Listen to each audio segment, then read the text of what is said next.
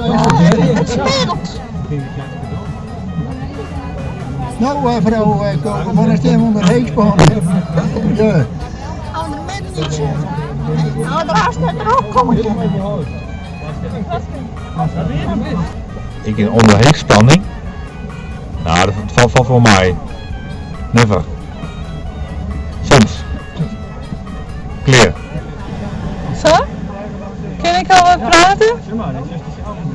Oh, ik sta onder heegspanning als ik op mijn werk ben en ik ga maar 10 minuten om iemand te helpen. Dat moet minstens een half uur wezen.